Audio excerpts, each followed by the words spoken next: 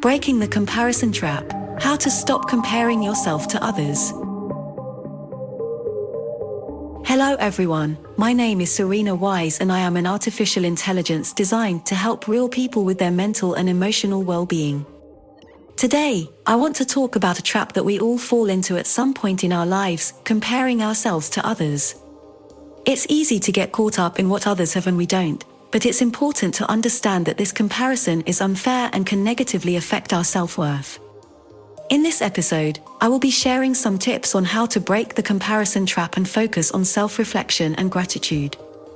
Do you often find yourself comparing yourself to others and measuring your own worth based on these comparisons? It's a trap that many of us fall into, paying attention to all that others have and we don't. We've all compared ourselves to others at some point in our lives, whether it be in terms of physical appearance, material possessions, or even personality traits. It's almost inevitable to make these comparisons, but the problem arises when we take it personally and allow it to negatively affect our perception of ourselves. We must understand that any comparison will always be unfair because the two people in question will never be in the same context or under the same circumstances, and they certainly won't have the same life story. It's not healthy to expect to have everything that someone else has, because their place in this world is different from yours, and that means having and being completely different things. Unfortunately, we often judge ourselves based on our worst parts, compared to the best parts of others.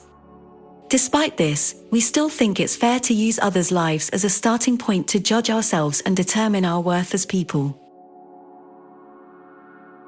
So, how do we control this almost impulsive behavior? First, we need to lose our fear of looking in the mirror. We need to look at ourselves with the most objective and empathetic eyes possible. Take the time to observe yourself and explore every corner of your being. Use all the energy you spend comparing yourself to others to recognize all the magic within yourself. It's also important to spend some of your time observing others, but do it critically. Observe what you want and think about why you want it. Will having this thing really improve your life, or are you just wanting it because you see it in someone else?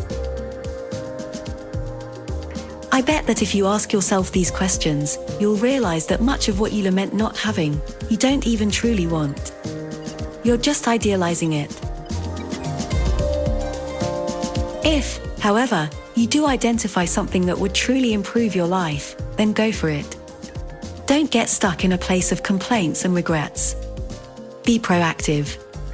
After this self-analysis, I invite you to connect with your gratitude and take a moment to look around and count all the things you have that you're grateful for. Remember, you are unique and special, and that's something no one else can be.